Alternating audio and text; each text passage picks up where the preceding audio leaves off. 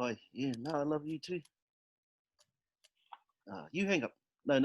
You hang up first. You hang up. No, you hang up. And bring us some bread and a milk too. Hey, welcome to Will and Tom's Excellent Adventure. I'm Tommy Ross, and my best friend, best buddy, cool buddy, living down in the bluff is Willie Isaiah. So if anybody goes down there, there's always a hot meal of powers, a warm bed, and a cold beer. So what we've got on tonight, we've got two very special guests on tonight. They're world famous here in Turangi. We've got the awesome Aaron Moike and the awesome Reti Hepi. Now these two, you know, for a small town, you know, they're probably rolling in millions, you know, being DJs in the legendary Tuwharetoa FM, you know, like Reti rolls around on a silver Hummer, and Aaron here rolls around on a funny coloured Bugatti, and they're pretty slow too, I hear. I reckon my Ford Ranger will blow that thing away. Yeah, will blow the Bugattis away. Anyway, here we go. Big rollout for Reti and Aaron Moike. Woohoo! Hey, brothers. Hey, guys. Hey, Tommy, you're absolutely right. I reckon even a Morris Minor can whip a Bugatti right now. You know, sort of. Look, both of you have started an argument that you don't want to get into, boy. Don't diss my Bugatti, mate. Don't. Okay, I'll tell you what, Aaron. You get your Bugatti, and I'll get my Ford Ranger, and we'll go for a race through the wire, Tucker.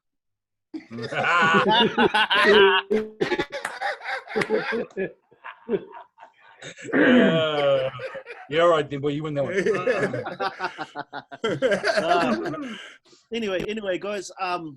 I've got Ritz and Azza on here, and just to talk about what they do. Like they're radio DJs. They're both DJs on Tuwharetoa FM, and I want to get them on, and I want them to showcase what it's like to be a DJ and how to get into the industry, either behind the scenes or to become a DJ. So take it away, guys. Gorilla, you can go first. I was just gonna say we'll start with the oldest. Yeah, that's you, Az. Well, I've been in the industry just like Aaron for 20 plus years now. So we're going back right back to the early 90s for myself when I first started, and then took a break from broadcasting, and then moved back home again. I think I've been home for nearly 9 years now, and the passion just has never left. So I was really fortunate that it was at a time where my sister was heavily involved in getting radio up and running here in Tuwharetoa, along with a lot of other quality people in our rohe. So I was asked to do it, and I didn't really know if that was me right from the very start, but it just grows on you, you know. Influences coming from the early days of radio, and you know, people like Casey Kasem, you might remember him, Tommy, on American Top 40, you know, fellas like that, and thinking as a young fellow, well, you know, that'll be pretty cool to do that kind of stuff. And how ironic for me, I used to get into listening to a guy called Larry Somerville, who we used to go with the holidays in the Bay of Plenty over in Whakatane when my sister and her tani were running a dairy farm. And the reason why I say how ironic is because Larry Somerville has ended up being one of our tutors up at Whitireia, which is quite crazy, you know. So my roots for radio go way, way, way back. It's something that I've always been interested in. But for rangatahi, for me, if you're interested in getting into it, it's just about engaging real cool guys like, dare I say it, my bro Azza here. You know, just come into the studio. You know, if there's one thing that Azza and I just totally love and we're passionate about is radio, and we can talk that all night and all day. And it only takes a bit of contact to come in and see the bro like Azza or myself. You know, we're approachable guys, but that's my little journey in radio anyway, Bruce. Oh, that sounds really cool. What about you, Ez? Oh, me. Oh, okay. Yeah, no, my you. story. Sorry, bro. Sorry. My story was a little bit different. I started at the radio station when I was maybe 14, 14 and a half. So yeah, I mean, I was way after Rex. I mean, I think Rex may have been in your early 20s, eh? Yeah. When I started. Yeah. So I was a young buck, but I kind of got into radio just for the pure fact that I love music, and it was my way of being able to pinch music, to be honest with you. So it was, that's all it was about for me, you know, really. And then I still remember the first day that I was introduced to radio, which was through a mate of mine. He said, "Oh, you should come down to the station and jump on and have a tutu." I was like, "Oh yeah, mean." Well, I thought, you know, music, and get my hands on some music, I'm good. And then I got there and they said, "Oh, do you want to give it a go on radio?" I was like, "Oh yeah, okay, yep, sweet as." So literally, and I mean, like Rich can back me up on this. Like our training back in those days was, here's the on button, here's the play button, here's your mic button. You have to do the weather at the top of the hour and the roads, and they went, "Sure, see you fellas later, give it a go." And so we're in this, you know, I'm in $100,000 studio with all these buttons to push, and that was our training. That's how we were trained back in those days. But as the years kind of went on, things have definitely changed. You know, the technology's gotten a lot better. The landscape of radio has changed immensely from back in my day. To now, where there's so many kind of digital platforms within radio that it's multifaceted now. So it's not just sitting at a big desk and telling people the weather or the road report anymore. You know, it's a lot more involved these days. And I think what we've kind of noticed over the years too, like in all seriousness, back in my day when we were young, we all wanted to be on the radio, because it was just a cool thing to do, just jump on the radio, and now all of a sudden you're famous and cool and everybody wants to be your friend, sort of thing. But I think with the development of technology throughout the years, radio isn't even on rangatahi's minds anymore. You know, radio's got to compete with Facebook, it's got to compete with Instagram, it's got to compete with Snapchat, now TikTok, and all these different platforms. So iwi, to be honest, iwi radio itself has been a front runner when it comes to using the digital platforms of today. We were using them way before commercial radio, you know, or we were using or doing things that was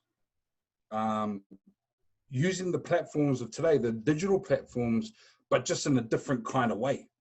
Iwi radio has always been like a front runner for creating new ways of doing things, which, to be honest with you, commercial radio actually looks at iwi radio as, like, I guess, a pool of information and a pool of things that they can take to enhance what they do.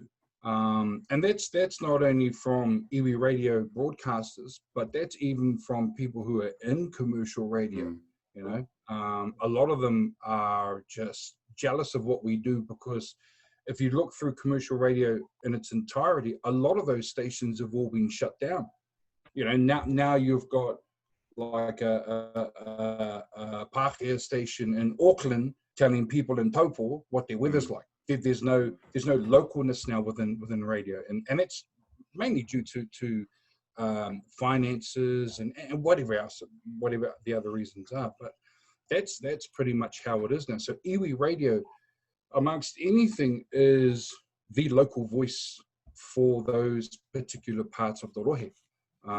Where commercial radio just they haven't completely let it go, or they don't recognize it, but they've just made the distance longer. You know, so when people in Turangi, Taupo, Taumaranui are listening to commercial radio, they're listening to someone sitting in Wellington, or they're listening to someone in Hastings, or they're listening to someone in Auckland. the guy that they're listening to isn't even in their own towns anymore. So that's kind of the beauty of iwi radio as to where we are now. But when it comes to kind of bringing in a rangatahi, it's definitely hard. It's definitely hard trying to get them interested and excited about radio today. But as we know, we currently have a very young team at the moment that are part of the radio, and the stuff that we're kind of doing at the moment is pretty exciting. So we've been able to find a way to bring rangatahi in to be part of radio, just in a different form. So yeah. Just to carry on from where as it's going, like he's saying, you know, the landscape of radio has changed so much technology wise. It's also very important to understand that Māori radio is the last of the community radio stations in Aotearoa. As you Willie and Tommy, as you guys know, it was all about Radio Lakeland and Kiss FM and all of those community radio stations that were running at the time. And as you would have heard Aaron say, that's completely changed now with the landscape of radio, with everything being run from Auckland. It's also interesting, might be interesting for you guys to know that Aaron's talking about technology. Well, the technology that we had when I first started was a step back from what Aaron had when he started. We're talking reel-to-reel machines. We're talking, you're still playing records and tape and CDs weren't even out back then. So how we had it back then, and I look back to those times, and for example, information is so ready available to us, you know, just pātai ki a matua Google, ne? That's all we have to do these days. But back then we had an actual team of people that went out to find out information for us. They were our Google. So you had 3 people going out, finding out community stuff and what was going on in the rohe and everything else. And then you had a team of people that were in the archive that were sorting out the music, where now it's just done on the computer. So technology I've been fortunate enough to be able to watch that change in technology in those different times to how we have it now is pretty mind-blowing with how things are. And yes, we do have a really good team of rangatahi that seem to be keen and engaging in this field of broadcasting, which now is more than just radio. I mean, there's, as I mentioned, you know, a social networking side to it. It's all about, there's even a visual side to radio now. So, yep, very hard to get people engaged. Of course, we all live in these tiny little communities that is understandably too that our rangatahi would want to go out and there's, you know, with the limited amount of things that they can do in our small communities. So that also adds to the to sometimes the difficulty of getting rangatahi engaged in all of this sort of stuff. So yeah, the more we get in, the more my retirement looks good, you know. You should have retired ages ago, boy. So man, I want to come out with you fellas, man. I want to do some fishing and everything. I want to come to your place, Willie, and eat all your powers. Oh yeah. I can tell you off the boat, bro. Yep, easy. Yeah. Well, actually, I'm not too good in Tuwharetoa. I'm good on the boat, but not in Tuwharetoa. Yeah. So, boy, see them for a long time. Oh, thanks. That's awesome. That's real awesome talk. But just quickly, Aaron, could you explain that what happened? I think it might have been 2 or 3 years ago when Rex had a dating competition. Give us a quick explanation on that. Oh man. Oh, did you actually tell him that, B? Did you tell him that? Did you tell him that? Bro, I didn't tell us. No. Okay, so so a few years back, me and Nereti used to be on the show together. We used to both do breakfast together. And I used to feel sorry for my mate, because he played with himself. So I took it upon myself to find someone to play with him for him. Eh?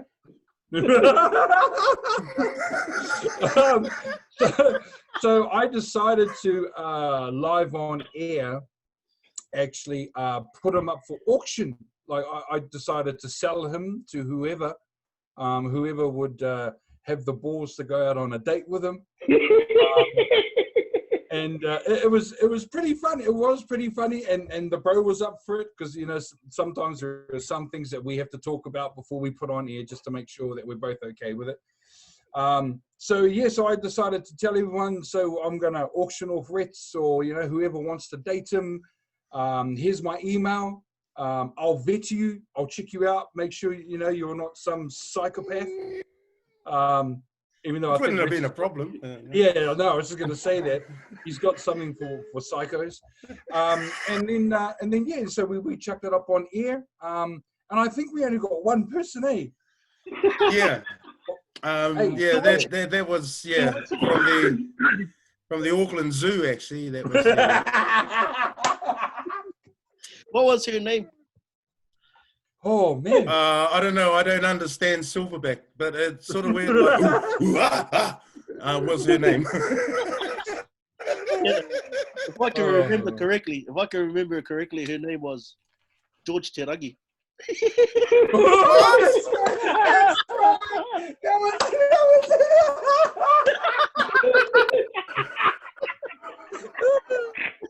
Oh hell. Holy hooker, man! You've done your research, my bro. Yeah, you've done your research really good. But you know what? That's the cool thing.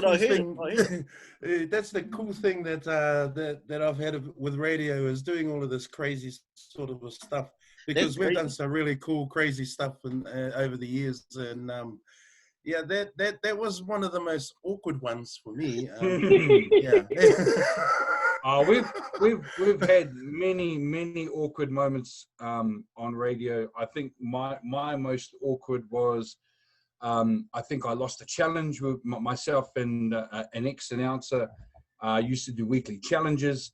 We'd come up with these stupid challenges, and then the consequences were even worse. And really, it wasn't. It started out as not really like wanting to win. It was just two dudes just wanting to be dicks on air to see what happens. Now you've got two dudes on wanting to be dicks on Facebook.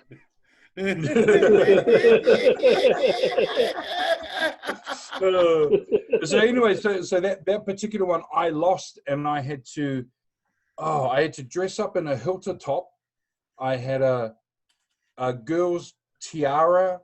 I think I had a wand, and I had to wear a tutu, and then go into the middle of town and do a dance.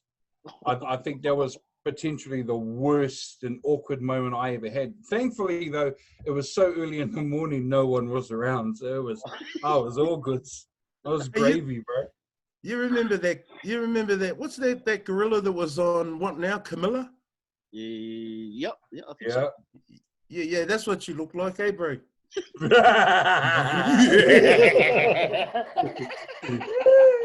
Hey, don't start. You don't start. You don't want me to tell everybody the paintball mishap, my mate.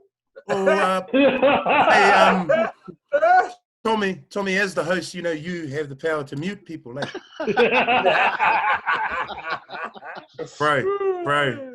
Bro, I've got powers in my fridge, bro, that I can have delivered to your house anytime you want, Tommy.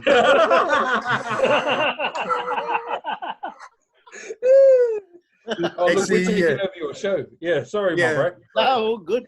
Actually, I can relate that story if you want, Ezra, because it is funny, eh? Okay, so if you want. The worst time to prank me, or the best time to prank me, is when I'm trying to multitask, because then I get all confused and I lose consciousness of anything that's going around me. So One of our mates had a bag of paintballs that looked like Jaffas. You know those Oh, I can see where this is going. dude. He comes in and I'm about, I'm like five seconds out from doing the news, 10 seconds out from going on air. He comes in and he goes, "Want a Jaffa?" I grabbed one of his paintballs. Oh, I chomped on it and it all ran down.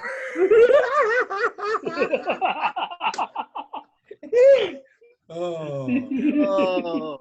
Yeah, then there was the time I went into the studio and Aaron and this co-worker of ours goes, "Hey bro, this is live on air. What was that thing about gullible? Gullible and oranges?"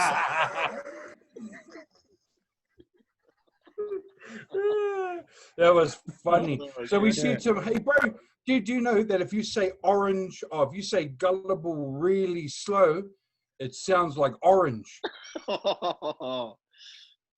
So I'm like, gullible.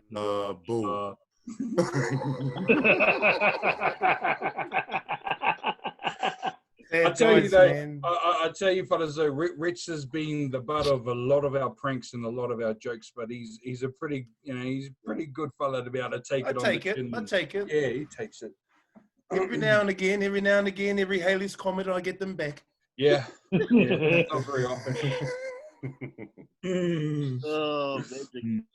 Oh, well, anyway, we're gonna just have this little bit of a thing with true or false questions.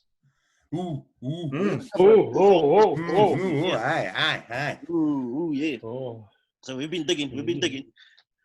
So so Willie's gonna ask you, Ritz, a couple of true or false questions. I'll just get Uncle Google on the phone, and yep, we got him ready. So first question: true or false? Are you still having secret hookups with that George?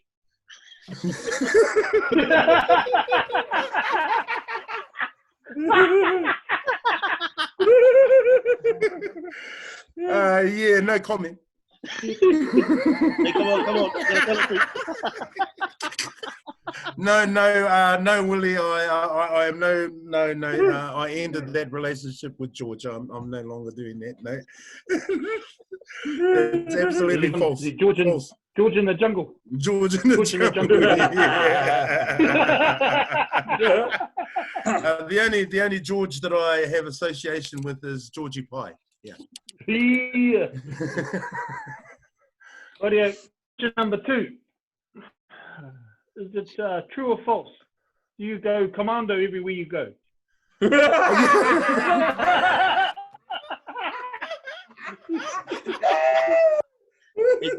George knows this. He knows this. Willie, where did you get this information from, man? Oh, bro. You know, no. I know you, Aaron.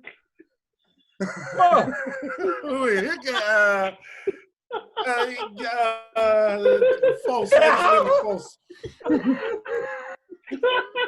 Look, let's be absolutely honest. 15,000 people that listen to Tuwharetoa FM know you don't wear no undies, bro. Well, you know, I like the breeze in there, eh? You know, there's something about the breeze, eh? You know, I like the freedom of it all, you know. True.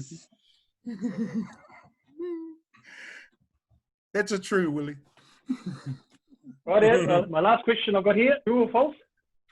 Do you scream like a little girl when you see insects? Yes, I do. You know. Oh.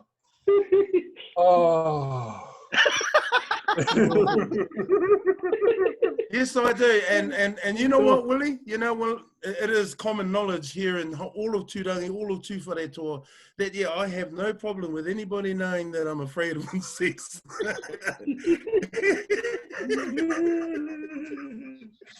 Especially bumblebees. I cannot stand bumblebee. Oh, bro, they are the worstest thing ever. ever. Versus.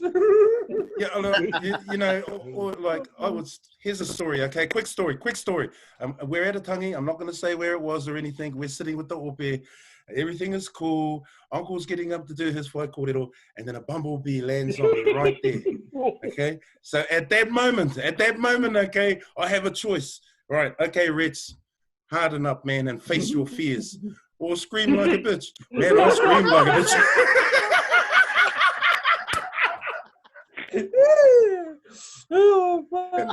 Now, remember, I'm sitting with an ope, and my uncle is about to do a fight.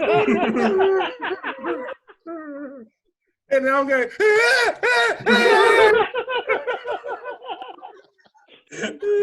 Oh, man. yes, Oh. true. I'm scared of every known insect known to mankind. Awesome, mate. Oh, Thanks for being. Oh, man. that's awesome. So, like, you were over in the States last year with your family, Azza. Say that again, bro. Sorry. You were over in the States with your family last year. Yeah. We were lucky enough to go overseas. My daughter does Brazilian jiu-jitsu for the local club, Tsunami Southern Tribes Tuwharetoa or Aotearoa. Yep. And it was our first trip to a bigger kind of competition. The year before, back in 2018, I think it was, the club traveled to California for the Kids Worlds. But this one that we went to back in 2019 was like the Worlds. And that was massive, man. That was just an amazing experience right across the board. But yeah, it was me. That's cool as. So you went to go. Didn't even bring me anything back. Yeah. Sad fella, man. I buy him. You got to meet us at the airport. I buy him banana smoothies every day. Here we go. Back to you, Tommy. Okay. Is it? Yeah. Okay. Here's a question for you. So you guys went to visit the studios? Is that right? Universal Studios? Universal Studios. Yeah, bro. Yeah. Awesome. So, true or false? Is it true? Is it true that George Lucas approached you to be in the next Star Wars saga and act as a Chewbacca? As a Chewbacca. You're playing with my emotions, bro. They're called Wookiees. Right? Bro, I wish. That would be mean. But no, unfortunately, that's false. Okay. I reckon they'd make a better Jabba the Hutt.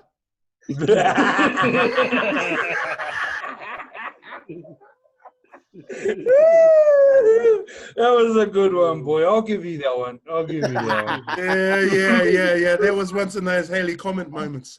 Okay. So your second question is it true or false? And I got this from a very, very reliable source. He doesn't happen to look like a gorilla, does he?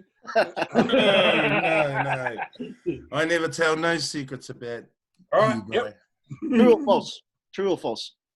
Is it true that you have one large ball sack and one small ball sack? I'll tell you what, my bro. Ask wifey, my mate. She'll tell you the size of all of them.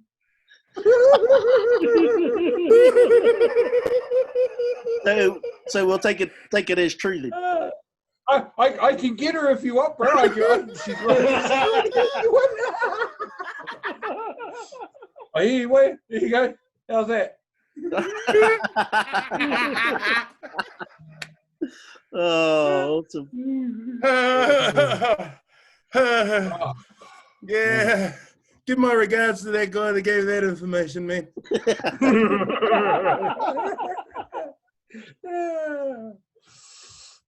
Number 3, my bro. Number three. Okay, question true or false? True or false? Mm. Is it true that you love carrot cake so much that you'll hide it from your whānau, you hide it in the studio, you hide it anywhere, and you'll eat it till the end of the days.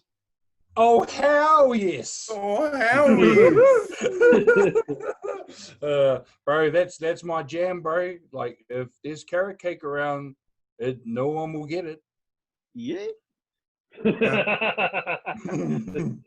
Like, that and a good mince.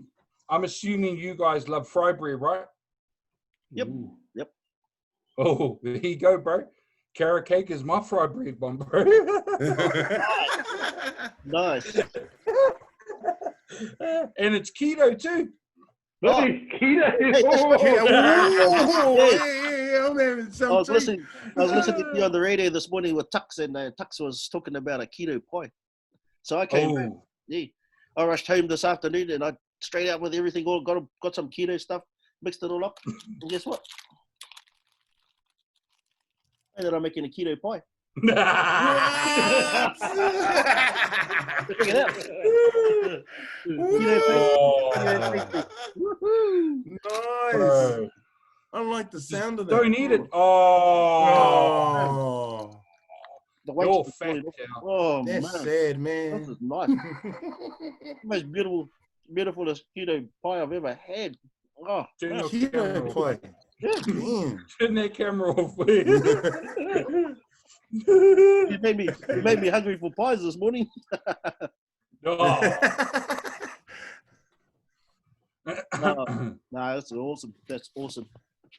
Yeah, well, time's getting on, and man, I'd really, honestly, this has been an awesome interview with you guys, and would really love to have you guys back on again one day.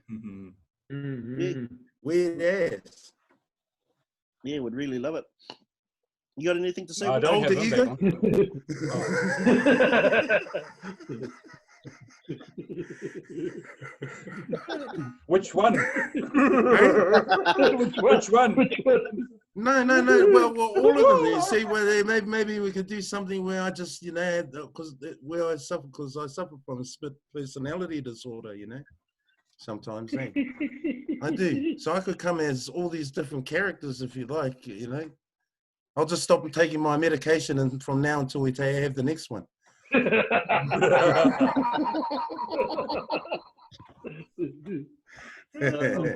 Awesome. No. Well, we didn't really talk about radio much, did we? No, I just wanted to get you fellas on and have a good laugh, It's cool, bro. It's cool. This has been cool. That was awesome. That was awesome to have you guys on our show.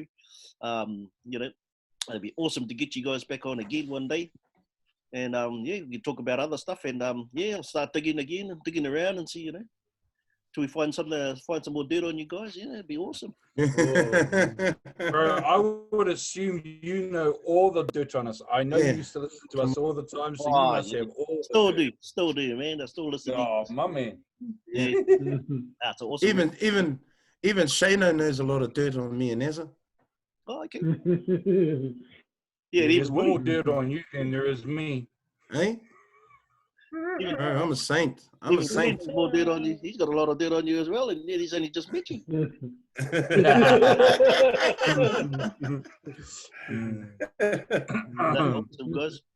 Awesome guys. Yeah. So thank you very much it's been a real pleasure to have you guys on, and just hope you guys enjoy the rest of your night, and we'll catch up with you at another time later on down the track. Hopefully we'll be still going on our Will and Tom's Excellent Adventure. This is a journey for us. It's a good way of getting out of your comfort zone, and and just showcasing our people and showcasing ourselves as well. Just real life stuff. Yeah, it's really awesome to have you guys on. Ngā mihi kia kōrua. Aye. E koe hoki. I didn't think you'd do this sort of stuff, Tommy, but yeah. Yeah, that's All the it. best.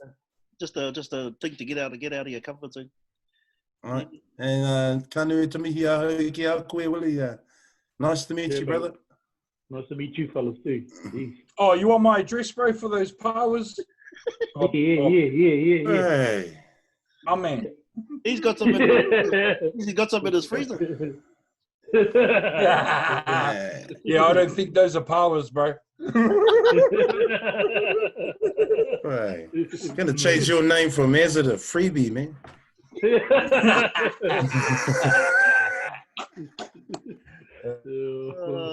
And I'm running hot tonight, brothers. Ngami. Cool, bros. Oh yeah. Awesome, Oh, it's man. cool. Cool. Beauty, bro. Oh, that was. Cool as.